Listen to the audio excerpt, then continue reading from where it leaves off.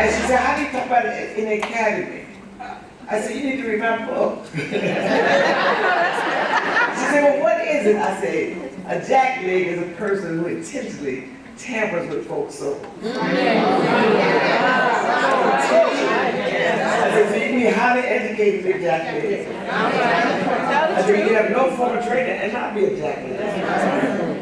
Anybody who's intentionally tampers with folks' souls. So the second half of the semester, you had to deliver sermons, and I knew that we talked about 1971 to 74. 1/3 of the guys in seminary had just come back from the Vietnam War. And growing up as a black woman in the black church and black community, one place black men could be in was in the black church. The black church is of the people, by the people, for the people. The one institution we had say so over. And the one thing you didn't want to be, as I call myself, the Black Panther Party of Self-Defense Chapter 1. Nobody else in Nova Scotia would join with me. Not even my sister Doris. I had one person, and then they recruited her to Zeta. Why? Because I was a chapter 1. Even to the point that my cousins who were winos would say, "Here come the militants."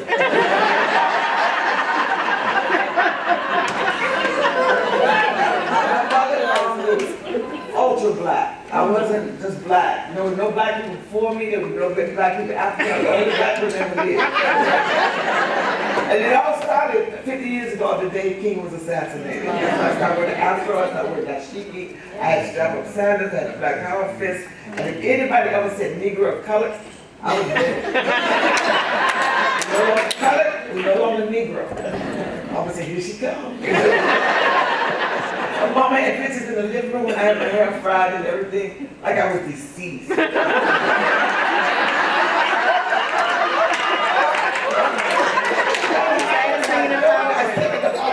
Mama's country was only 7 miles from my house, but Doris and I lived on campus. Our sister Sarah, who was 2 years older, was at Nova Scotia. People didn't know, she didn't want people to know we were kidding each other. But here I was at ITC, getting ready to go through the second half of the course in preaching. And I went to Dr. Pugh because I didn't want to be a castrator of black men, and knowing that pulpit is where black men could be men. And I didn't want to be in collusion with the oppressor, destroying black men. So I went to Dr. Pugh, who was our pastoral counselor, and said, Dr. Pugh, what should I do? He said, if you're the only woman in there taking the course for credit, why don't you ask the brothers what they want you to do? So I want that brother to stand, Dr. We called him Dr. Jive back in the day. Dr. Jive used to be.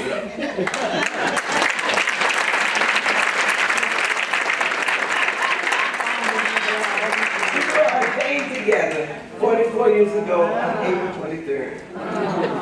The brother said to me, the harvest is plentiful, the laborers are few. Who are we to say who God didn't call to ministry? Amen. If they had said anything else, I would have never been ordained.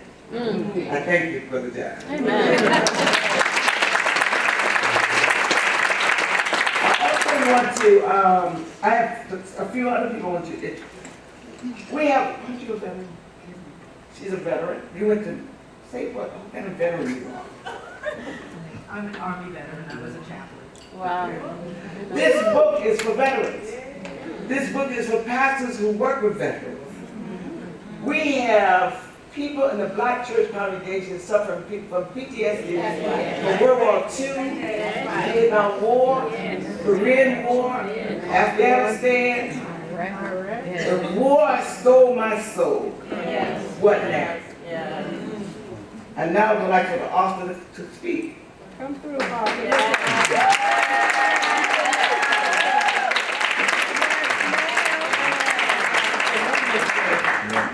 Thank you, Dr. Cannon. Yes, Diane. My midwife. Amen. This work would not have been birthed without her, and so I just want to publicly thank her and share my appreciation. This work was birthed out of the struggle of my family with my son, who came back from Iraq with post-traumatic stress disorder. And so it compelled me as a mother, and it compelled me as a pastor, because when he went to his pastor to seek assistance, our pastor was not equipped, was not informed, was not educated, and it caused much more damage than good. And the Lord spoke to me and said, you need to prepare a resource for the people, for clergy and for families who can be educated and their awareness raised and advocacy can come forward so that we can do the work of healing. And so the book really talks about the soul care aspect. We recognize that we have clinicians and we have psychiatrists and we have social workers, but it's the clergy, it's the prophet, it's the spiritual worker who comes alongside to help heal the soul. And so the work really talks about how do we come together and how do we collaborate in such a way that we can bring wholeness to those who have been broken. And so I thank you for your attention. I thank you for your prayers. And I just ask that we continue to press to do this work because we haven't seen it yet. There are still more veterans and more soldiers and more families and more children and more mothers and more aunties and more uncles who are walking in the trenches with their family and they don't even understand the symptomology. They don't understand the nightmares. They don't understand the cold sweats. They don't understand the reoccurring images. They don't understand when they wake up and their husband is standing over them, choking them, and they haven't done anything. They don't understand. And so the resource is to help us understand so that we can be advocates, but that we can also be healers and bring hope to some very dark places. God bless you and thank you.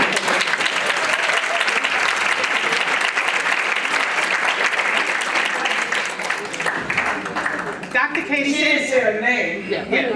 Her name is the Reverend Dr.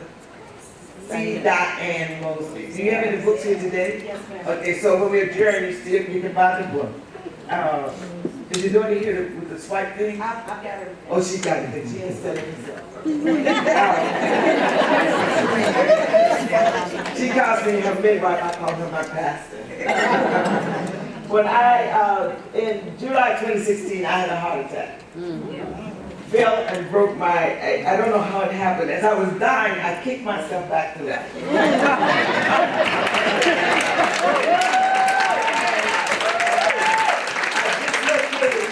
In my right ankle and broke another. All I did was take a nap, and when I got up, and my ankle was like this, I couldn't walk. So I called Dr. Alpha like 4 or 5 times. She didn't answer the phone, telling me to bring me a bag of ice in a Ziploc bag. I thought that would heal it. And there's a reason she didn't answer, because I had broken my body.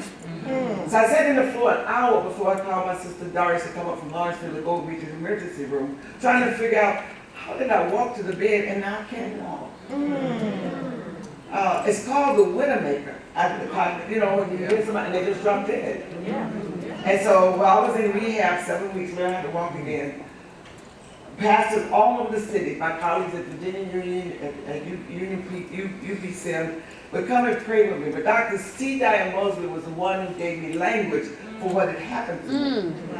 So when I was telling her how I kicked myself back to life, she said, the angels were all around you.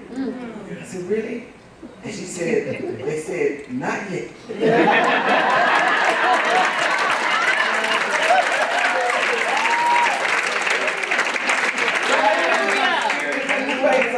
Last month, in February, when I was being honored at Proctor, I told the story, and now the millennials are calling me the Reverend Doctor, not yet.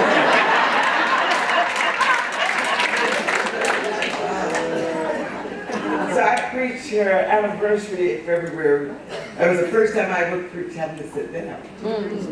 I did the first lecture sitting down at Princeton in October, and some of y'all can find that. Because I don't know whether pain is going to come back. I used to try to figure out how my grandmother could dictate whether, but I knew it was going to rain today. The next person I want to introduce you to and pass the mic to is my colleague, Reverend Dr. Paula Parker. For almost 20 years, she facilitated the Daughters of Salafaha, a shelter for black women and children who needed space to live.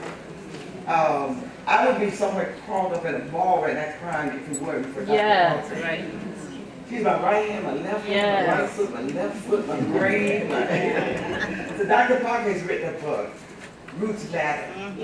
How we as people who are descendants of enslaved people still carry that trauma in us. When Dr. Mercy and I were talking at one point, and I was saying, how did the Ghanaian people feel about slave trade? She said, they were just going away and coming home. You know, people go away to work, and then you come back. So when African Americans started coming back, the people in Ghana said, welcome home. Because they understood, and there were ceremonies that they had, welcome home. So Dr. Parker, you're next. To talk about your book and tell us you have the copies. Where did she go? Wait a minute. Dr. Paula Parker stepped out? Okay. Well, she's coming. The next person will be Dr. Rosetta Ross, who's a professor at Spelman. They're getting ready to go to Brazil. Where's Dr. Rosetta Ross? Did she stepped out too?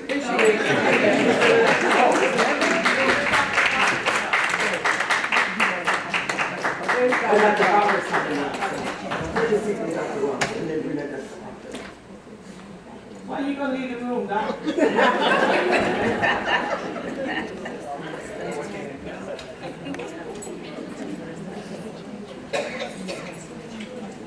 Talk about what's the matter.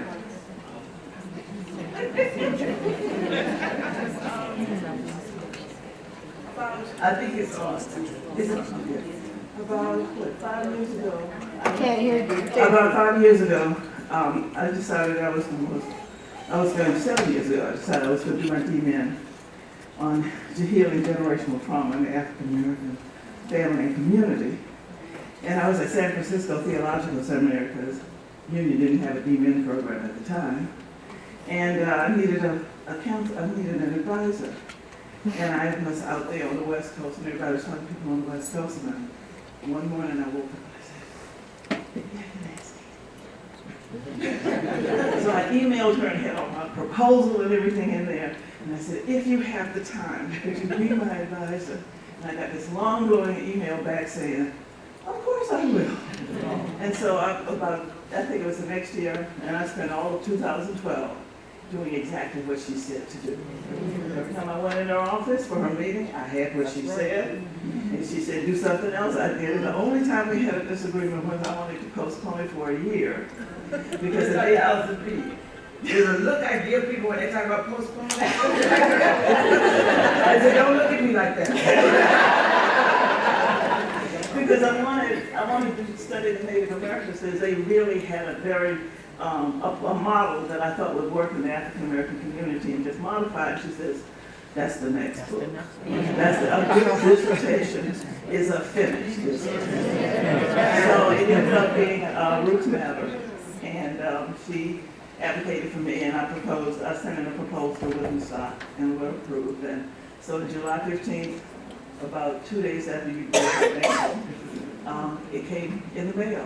So it is a study looking at Native American, Armenian, and Holocaust studies, because there haven't been, for you all in here, I still don't think there has been a serious study on generational trauma in the African American community like it is for the Jewish, Armenian, and Native American. There's a lot of studies, but I used them, and then I just kind of interpreted what they were doing and applied it to us, and created a 6-week curriculum and a healing service to go with it, which is in the book. So the first half is the text, and the second half is the curriculum and the healing service that can be used and modified any way you want to use it. It's just kind of like, here's something to work with. Take it and make it work in your community.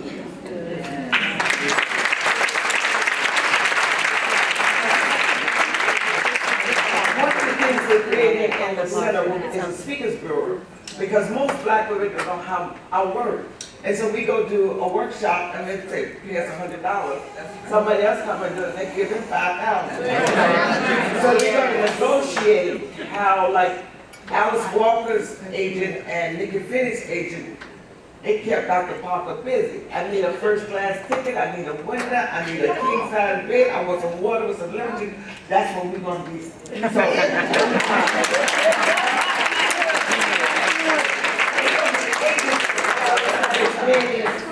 Dr. Parker is available to do retreats and workshops, but she doesn't come for free because you got to negotiate with the CWL. That's right.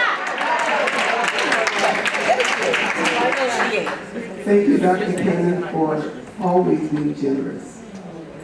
I want to talk about the Daughters of the African Atlantic Fund, which was founded in 2013 after a group of women from the United States traveled to Ghana for a conference of African and African diaspora women in religion and theology. There were women there from the United States. There was actually an Afro-Jamaican woman with us, women from Liberia, Nigeria, and Ghana.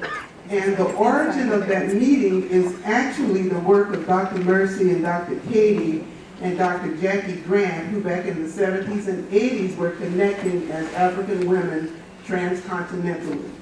So the vision of the Daughters of the African Atlantic Fund is to stand on the shoulders of our elders and connect African women across Africa and the diaspora.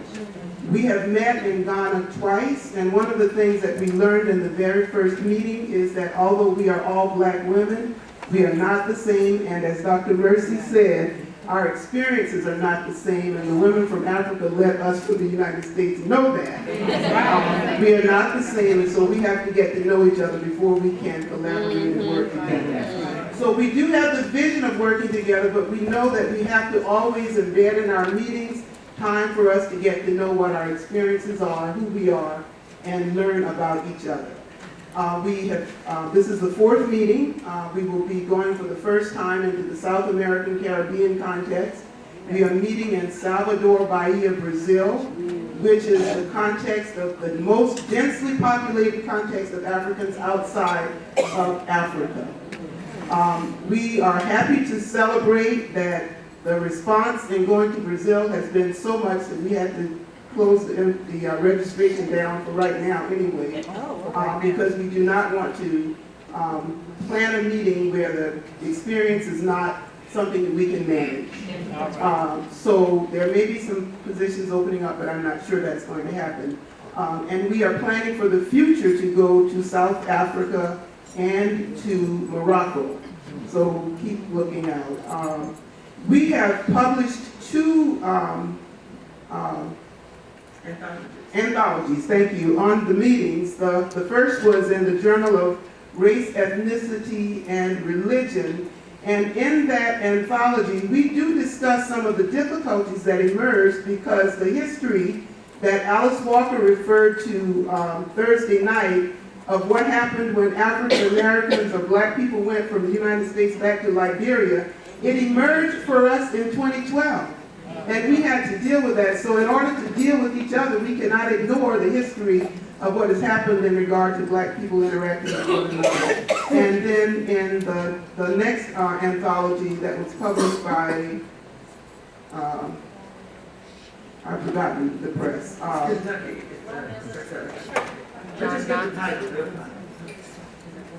Westminster Journal? I'm sorry, the title is even escaping me. Lexington Press, Unraveling and Reweaving Sacred Canon in Africana Womanhood.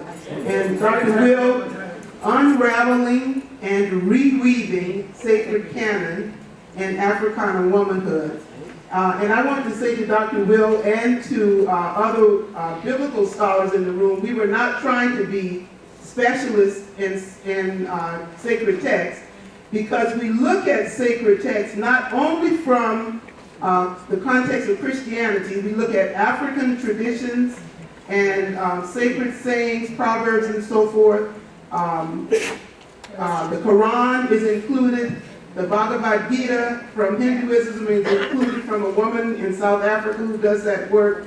And also embodiment as sacred text. Yeah. So the purpose of the text is actually to problematize what is considered sacred text. And Dr. Cannon just said literature is a sacred text for her.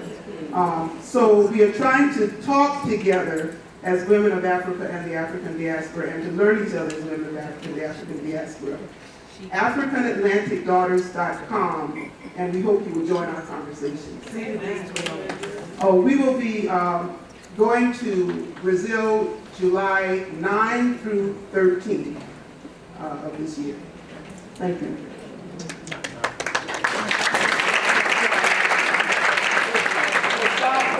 Safe traveling mercies. We're ready for the panelists from yesterday to come up. And as they come, I want Dr. Lynn Westfield to talk about her project that she got $1 million some for. So we're calling the millionaire.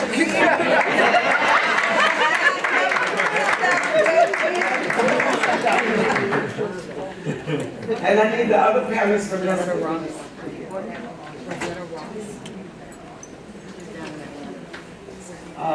Y'all know who y'all are? I work at Theological Seminary. You got it? Is it on now? Yeah. Through Theological Seminary has a way of letting people occupy the spaces that they want to occupy. So given that invitation, I said, this is the project that I want to work on. And they said, fine, go out and find the money. So I consider proposal writing alchemy. You write words on a piece of paper and they send you a check. Right? So that's alchemy to me. So if you need to do more fundraising, grant writing is a way to do that. And there are enough people who know how to write grants to help you do that. So we created a project at Drew that's called the Public Theology Initiative. The Public Theology Initiative is doing 3 things. One, we're creating a dedicated website for public theology that is meant to get the progressive liberal agenda out into the marketplace. So the agenda of the faithful right has a machine that has great precision. Those of us who are not on the right, more to the center and the left, don't have that kind of machine. So our conversation exists, but it's not centralized. Our idea is to create a dedicated website where that idea is centralized. So we're creating that website. The second piece is to say, who are the protest artists that are doing the work in public, but we don't recognize so much as church people or as theologians, because artists tend to be on the fringes. So we want to create conversations, collaborations with protest artists and theologians. That's the second part. The third part of the project will look at general conversations between academy and the church that are not bringing the church to the academy, but sending the academy out into the community of the church. So much of what we teach at Drew and at many other seminaries is good material, but it's privatized in our own classrooms. How do we, instead of having programs and bringing people to our campuses, take the material that we're doing on our campuses out into the community? And we haven't figured out the venue for that, but we have enough money to experiment to figure out how to do that. So we're not using any of our money to do programs. We're using our money to say, what is public theology and how do we expand the conversation? The Womanist conversation is a progressive conversation. It is considered an unorthodox conversation. And it is dappled across the country, even across the world. How do we centralize that? That's what we're using the monies for.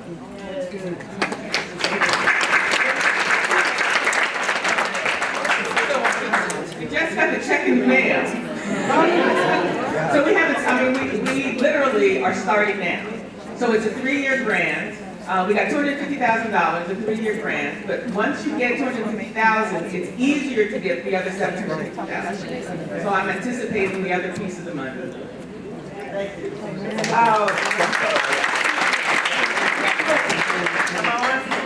We moved from a program to center. Our program was the Square in the Women's Circle. Dr. Sherrod, would you stand? Woo!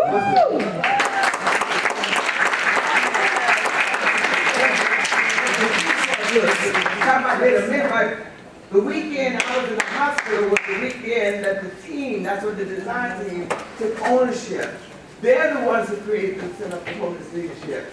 I keep saying I'm like the spiritual. I might not be able to go with you, but I won't hinder you. When I was walking and said, yes, you would come, I thought we'd have it on the seminary campus, and the team said, oh no, thousands of people are going to come. I said, really? I said, I might not be able to go with you, but I won't hinder you. And they were right. I want Dr. Marsha Foster Boyd to stand because she's been part of it.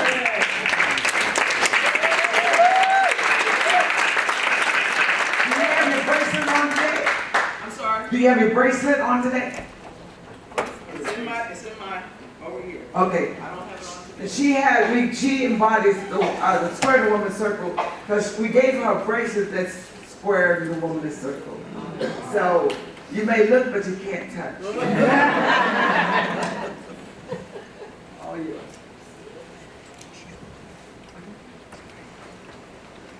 Okay.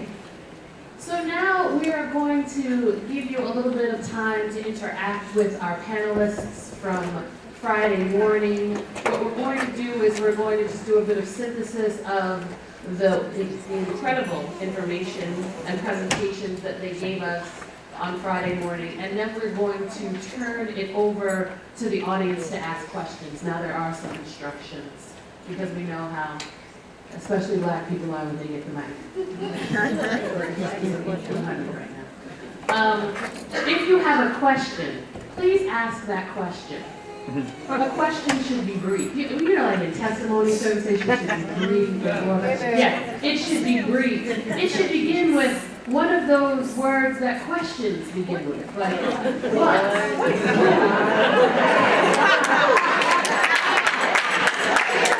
It is not a time for us to hear your narrative. In fact, while you are important, you are important.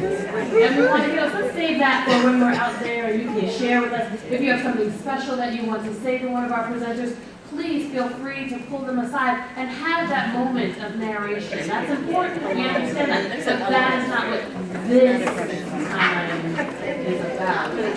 Okay. So, on Friday morning, we had these illustrious presenters talk to us about the nexus of the church, society, and the academy, and how we as Black women tend to have our identities fragmented, and how we can survive all of those different spaces in the midst of the multiplicities of antagonisms that we face. Right? You guys remember that? As well as our allies, right? Because we recognize that in the midst of allyship, there's some fragmentation that happens because of the various expectations of the spaces and places that we show up in. We recognize that a lot of the ways that we want to show up can be antithetical to the spaces of gown and town. Okay? Meaning, on the one hand, being called to some form of ministry, but at the same time, being credentialed. Okay? So, Dr. Emilie Towns talked about the wisdom of the neighborhood. And who are the wisdom voices, and how do we identify them when they stand over and against those hegemonic voices? Right? Dr. Marshall Turman talked about blood memory and raising the question, why should we keep this gown, right? Raising the question of the notion of space and identity and situating ourselves within them and the ways in which those very spaces give birth to how we show up in the world.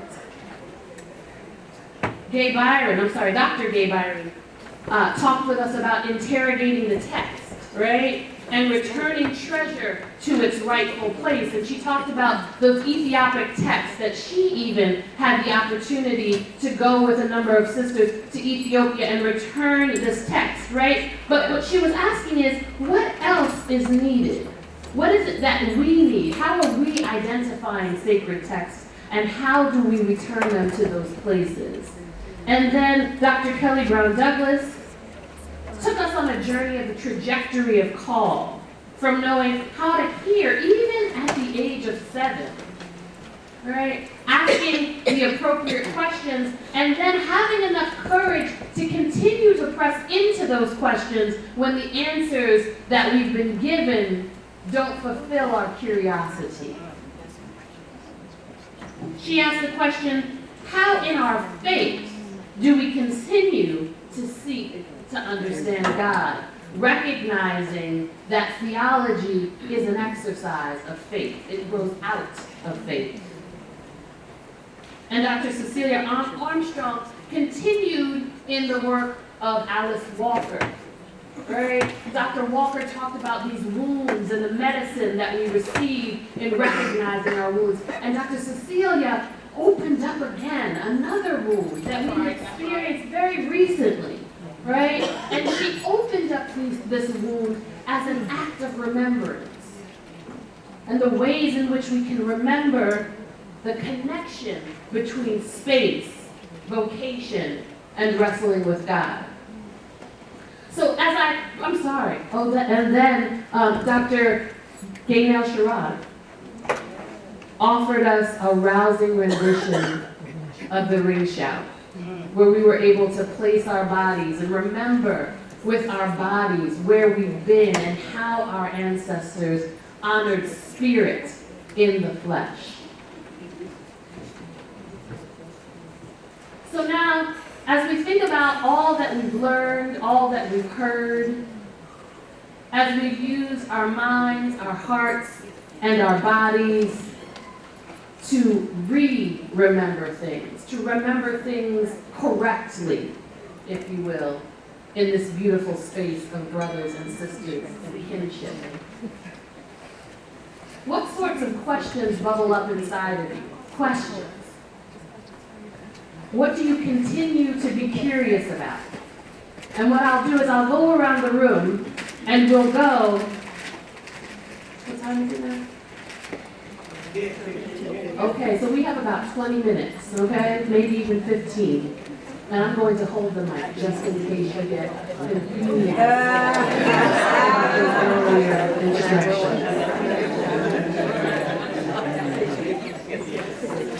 Good morning, sisters. I want to preach that flesh is good from the pulpit, that this body is gift. How do I do that from the pulpit? I want to bring that to the church. So the question is, how do I preach from the pulpit that the flesh, this body that we inhabit, is good? And do you have any strategies for that?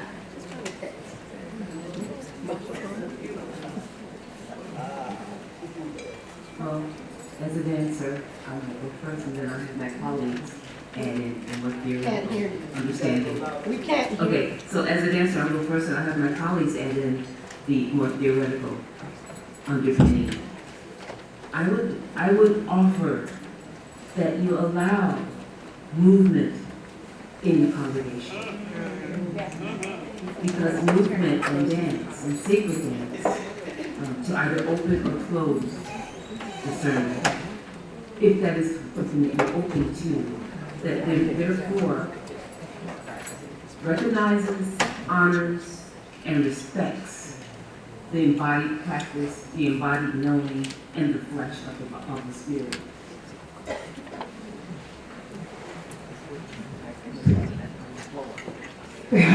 Looking at asking Episcopalian to talk about how you preach, okay. But I would suggest, first of all, that there's really something very central to the gospel that suggests that the body is good. And that is the fact that we who are Christian come from a quote-unquote incarnational embodied tradition. And so one, you preach Jesus.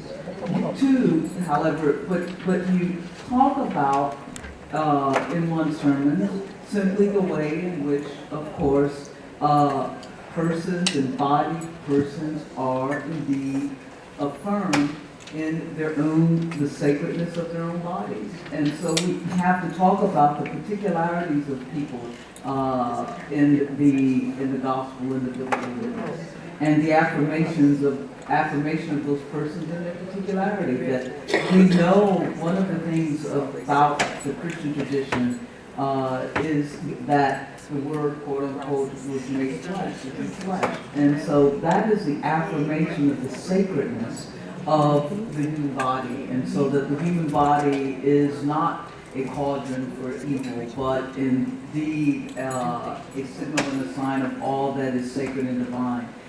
The other thing that I would suggest, that comes to mind, is that preaching is not the only moment in which we can signal the sacredness of the human body. And so, one, about how we might do that within the church and worship, and then how that moves out, because worship is not simply something that is to be contained in liturgy in the institution that is the church itself, but it is something that is to be a signal, a sign of the movement of God in history.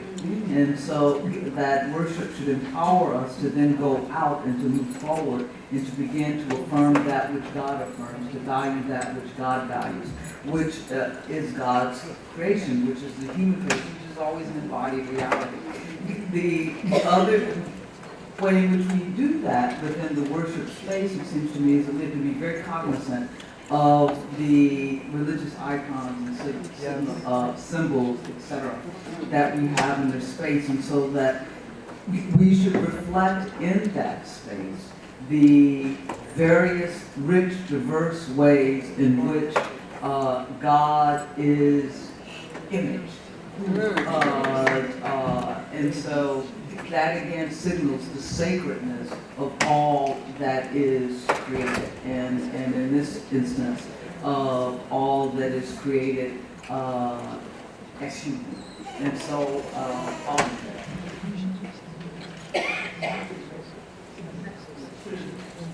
One person, as you go to this question, anybody else? For me, one of the things that I think is real easy with preaching is that we not look for the scriptures that answer the question, but when we have the question, that we look for it in whatever scripture comes out. I think we spend a lot of time searching the scriptures for what we want to say, as opposed to letting the scriptures say what they need to us. And so if we're constantly looking for the fact that I want to honor my body every time you come to scripture, that's what your lens should be on. You should have that in your mindset. And naturally, by spirit, it is so revealed to you that it knocks you off your feet. You're like, oh, okay, that's what you want. That's what needs to be said. And you find that in anything and in any way. So I think that's another way of looking at it, as opposed to searching in the scriptures for what you find, but to just find what the scriptures are saying to you about it. This question is going to make an assumption that all of us are going to return back to our respective areas and do womanist work, right? And so, from your various lens, what would you determine as either the litmus test or the criteria that you would share with us as evidence that we are returning community to sacred? We're preserving this notion of community as sacred as indicator of our womanist work. So we were all going back, doing whatever we do, and we say, aha, this is what I'm doing my womanist work. From your lens, what would you tell us, this is your evidence of this being womanist work? What would you tell us, this is our test that this is womanist work? So what fruit does the womanist tree bear? Amen. When we get home? Yeah, there we go.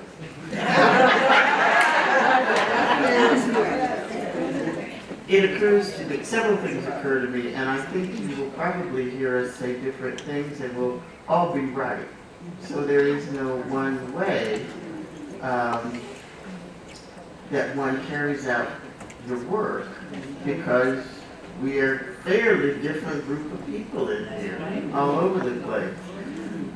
A test for me is, am I only working with the same folks I started out working with whenever it is we started working together? because I think one of the things that must happen in my understanding of womanist work is that we make the circle or the square or the cube or whatever we call it wider, more diverse, deeper, and in doing so, we recognize that conflict and struggle are normal and natural for growth. And if we cannot sit together and understand that we may well disagree, yet have a goal in front of us that is larger, that calls all of us to be better than who we were when we brought ourselves to the table. So those are some of the things that I think about. That's good, Dr. Gaynell. I guess I'll just add to what Dr. Towns has already said. It's the notion of accountability. So as we make connections when we come to these conferences and meet with friends and colleagues and ministers in the vineyards where we serve, there's always the challenge of how do we keep these conversations going. And so I think a real challenge for all of us, or commitment rather, that we can make, is to ensure that we have someone in this room, and a new person, or a few persons, where you've exchanged numbers or whatever ways that you want to communicate, that you check in 4 weeks, or in 8 weeks, or you determine a project that you want to collaborate and develop. So for me, that's what I try to stay intentional about doing. I know I often go to even my own family reunions, and we have a wonderful time, and I see all of these cousins from across the country, all of the hugs and the affirmations, all of that.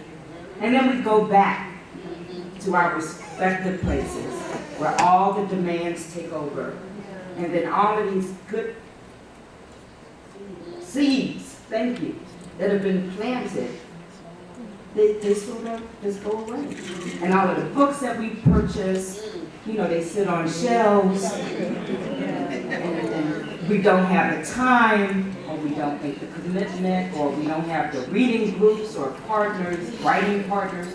So all of these strategies are ways that we can water our seeds, even when we're not in such a plush place of nourishment. Because this weekend has been all about nourishment, watering and receiving. But how do we cultivate that in spaces that are not necessarily designed for us to do this womanist work? Thank you so much for your question. I've been thinking about the second part of the question around what, as I understood the question, what would be the sacred text to which we, as we go out into our respective spaces, are accountable to know that this is, the work that we're doing is womanist work, and thinking about that in relationship to the first question that was asked about the body as good.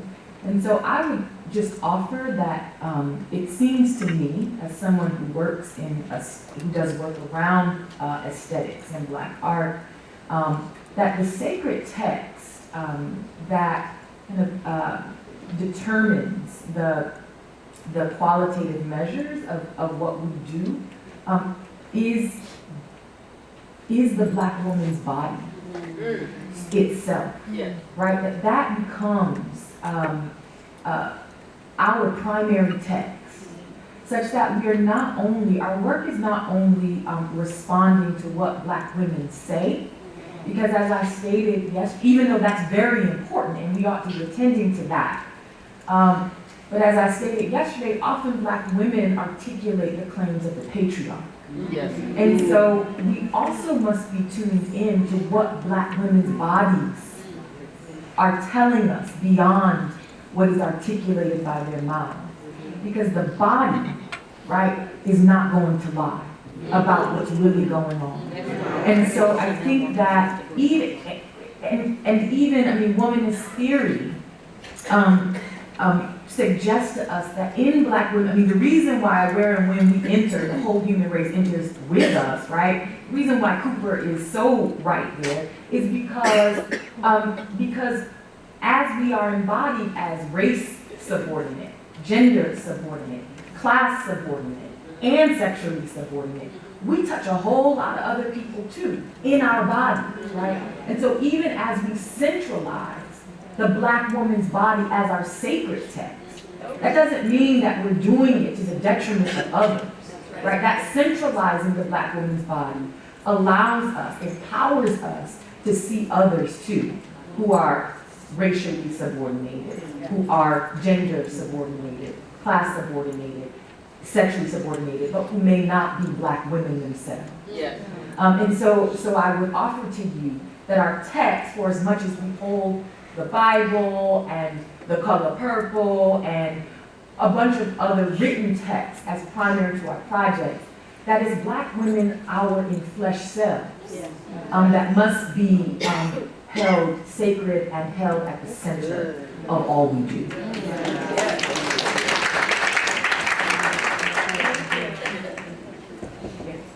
Thank you all. And as a follow-up to that last question, I'm Joy Williamson, and I'm one of the students that Dr. Sampson has brought here from Wake Forest University. So I'm newly entered into the conversation of womanism, and I've been so blessed by being here. And my question is, what are the reflective practices that womanist or womanism, in particular theology, teaches and encourages women to participate in, so that that ongoing conversation of trauma, but also healing, but also in the in-between of trying to figure out what is needed. I'm curious about that. We had a beautiful conversation this morning about the decolonization of food, and what does it mean to have a breakfast? What does it mean to have a breakfast, period? But then,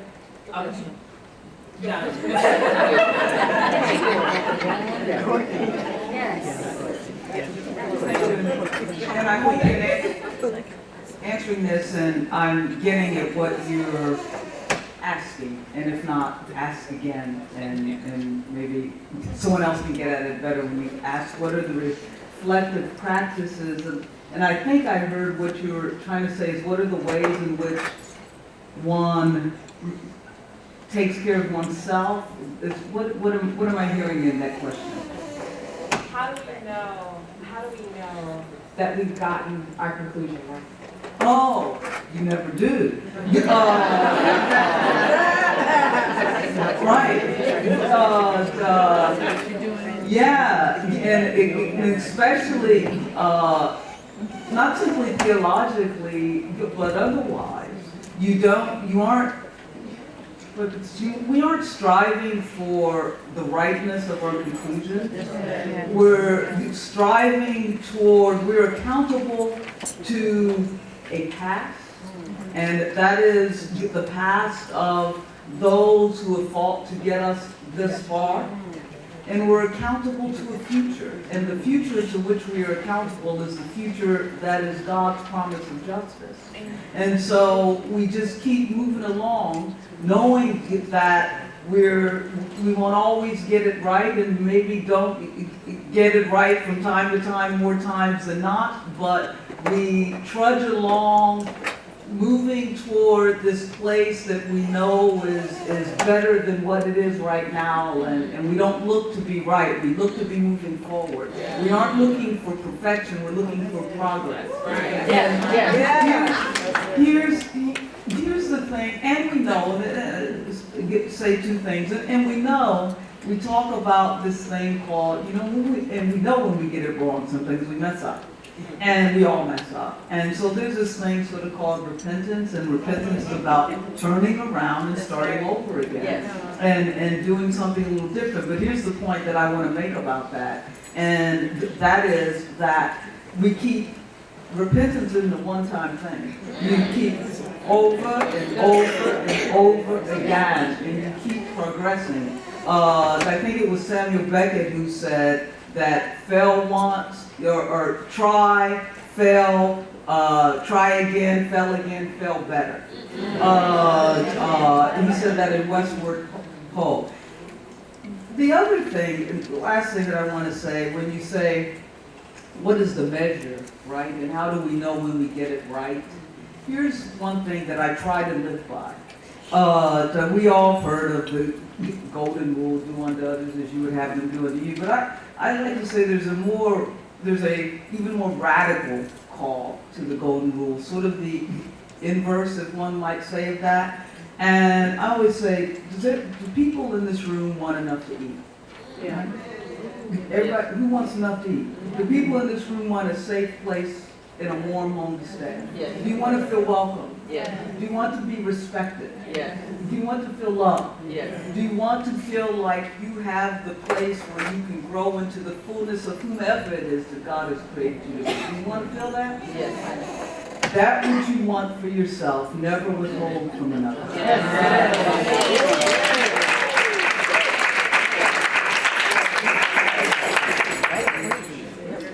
Yes, ma'am. Oh, I was going to just add to it, and thank you so much, my colleague. That helped a lot. There's this syndrome called John Henryism. I call it Johnetta Henryism, where we feel we need to do everything better, more. I offer that you release yourself from Johnetta Henryism syndrome in your reflective practice, and allow yourself restorative time, and give yourself the privilege to do what it is you do, the best you can do, learn from your mistakes, and keep it moving forward. That's the balance I think I hear you looking for. And also, thinking about the decolonization of the food, also think about the decolonization of your body. What does that entail? That's for all of us. What might that entail? And like I was talking to Dr. Cannon, who was helping her pull herself back to health. Yes. We're looking at what are the life healthy choices we all need to make. In order to do our work, we have to be here healthy to do the work. So it starts with our healthy body. I did hear a bit of a question about practices in there and kind of connecting theology to practice, which I think, Gaynell, I appreciate this idea of decolonizing the body.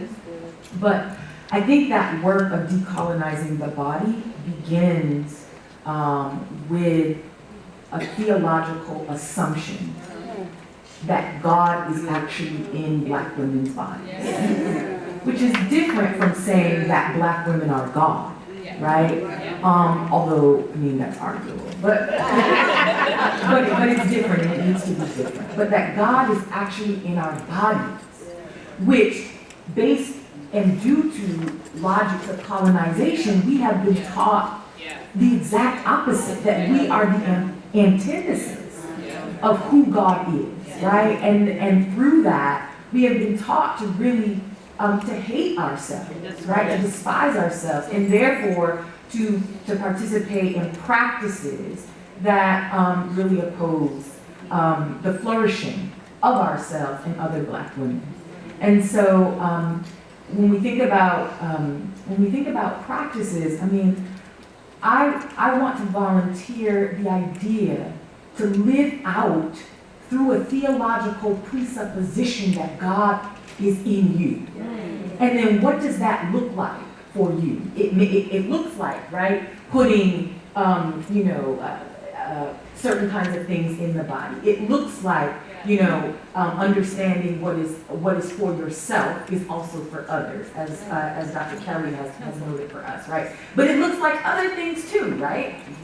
It looks like for me, like as a retired dancer, right? It looks like carrying worship in my pedestrian activity.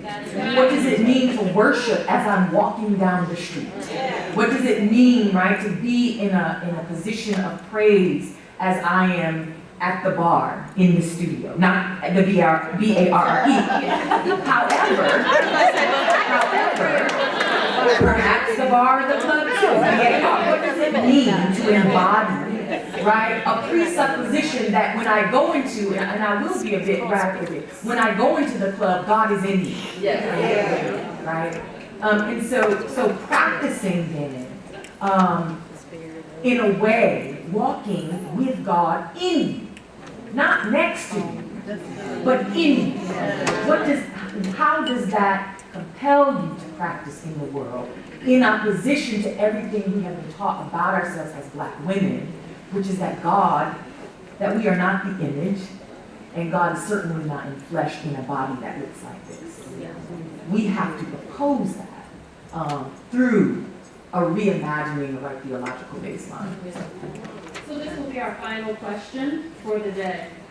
Thank you. Good morning. I just wanted to know if you all could share briefly, each of you, what you would describe as the most impactful or productive spiritual discipline, affirmation, or practice that you personally have implemented. And I'm asking particularly because I think you highlighted during each of your presentations so many ways that Black women are under attack in the church, in the academy, and in society. And even being here this weekend, it has been so awesome and wonderful because in talking with so many other people, they said how this has restored and replenished our spirits and our mind to go back to the church, to the academy, and to society. So I wonder if you could briefly share what you describe as the most impactful and productive spiritual practices, affirmations, or disciplines that you implement.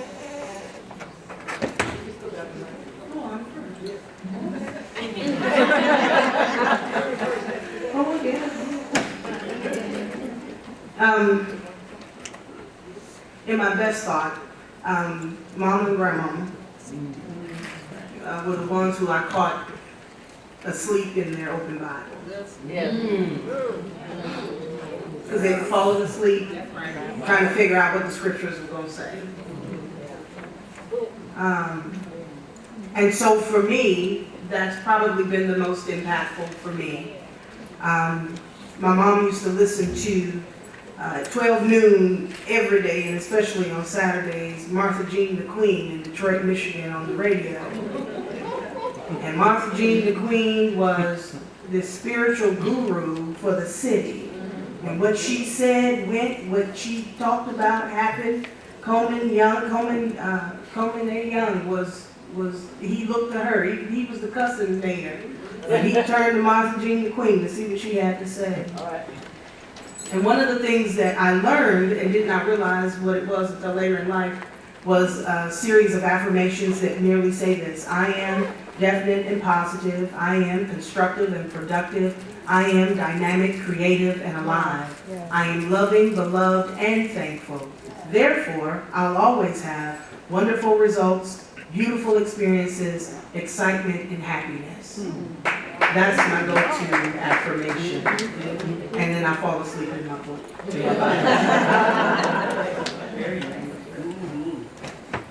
I'm an early riser, and I'm 99% of the time the first one up in the house. And I walk out of our bedroom, and we have a wall of windows that look north across the city. And I don't turn on lights.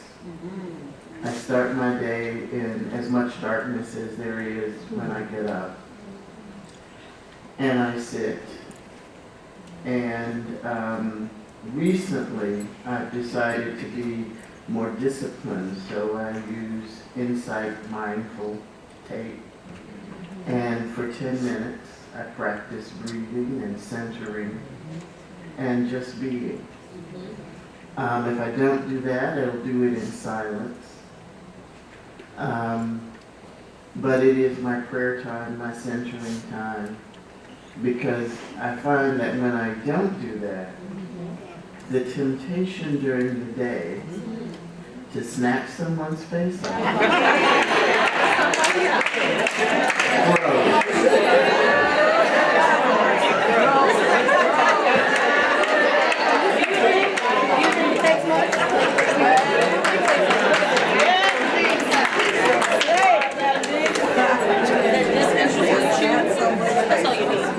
That's all you need.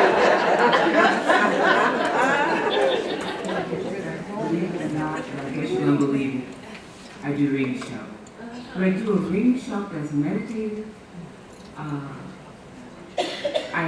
I hum. My dad used to hum all the time. And I was told one time that when a person hums, especially a black person, he used to cook, when he makes his cakes, it's in his cakes and whatnot. And I hum, and I even found myself humming in class when I was sitting in my lecture the other day. And one of the students said, "You better hum, Dr. G." But I didn't realize I was humming.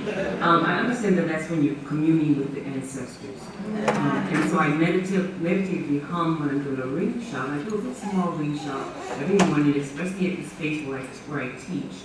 Once I did a ring shot, I was seen by some faculty because we had a retreat at the Rice Center, which is on a plantation, and I needed to clear that space in order to have that retreat to prepare for the semester. So I did a ring shot in the clearing on the side, and some of the other colleagues, my European colleagues, saw me, and they wanted to engage in the ring shot with me, and I let them enter the circle. And so that is truly my practice. I do ring shot often. A friend of mine just got a Guggenheim. Her name is Nora Chapomatic. She'll be performing next week at the University of Richmond. It's free. And we did a ring shot in her little Airbnb on Grove Street the other day. We do ring shots. So I do a ring shot. Thank you. So everything that has been said resonates with me as spiritual practice. But I think that I, having grown up in the city and in New York, found, I'd probably say Mary's Magnificat. I found it on the street, on the street corner, right? Because on several corners in New York City, often what happens, or what used to happen in the 80s, certainly, and in the 90s, is that Black folks would spontaneously break out and dance.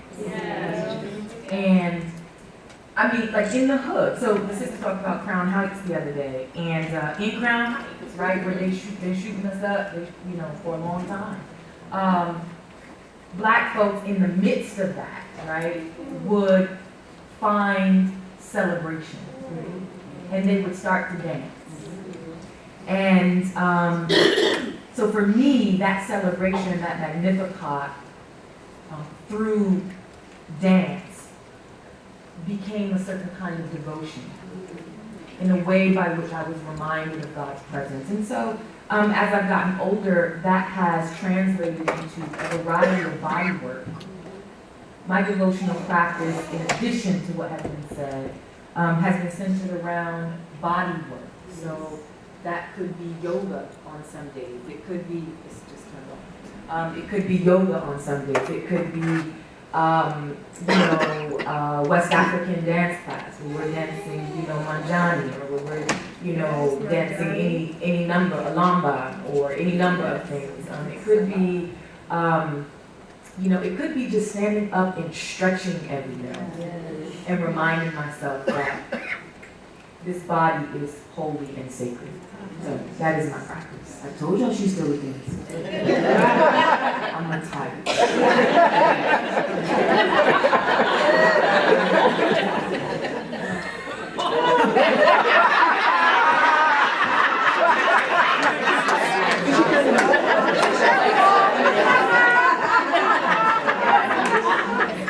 So my spiritual discipline is also embodied, but it actually involves walking and running.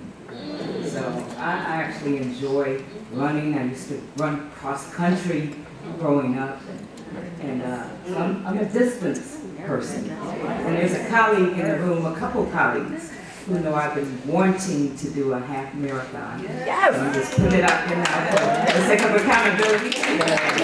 But actually, I run because I get to put my headphones on, and I get to go inward, so it takes me in. So when I wake up in the morning, the first thing I do in the spirit of discipline is I write the 10 minutes. It's a straight, free write. It's whatever comes up, because I tend to wake up with so many thoughts about all that I have to do for the day. And it becomes just overwhelming. So I just write for 10 minutes, and then I put on my stuff, my running shoes, and I'm out in the street. And it gets me into my neighborhood also. But it just reminds me that we live in a world where the streets matter and having a connection with God truly matters for this work we're doing. Thank you, and it's apropos that I follow Gay because it's very simple. I'm an early riser, I get up and I have to run. Some of you have seen me running today since I've been here. That's what I do. It's quiet and I run. And I've run a couple marathons in my younger age, in my 40s and 50s. So if I can do it, you can do it. I just want to say, that was a wonderful question. Thank you. That was amazing.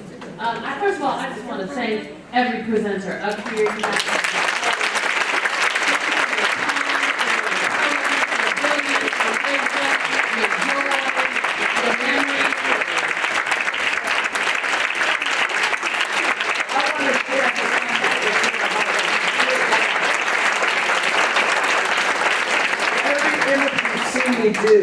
Every image that we're going to be sharing on Womanist Wear, this is my spiritual practice. Yes. Yes. I doodle.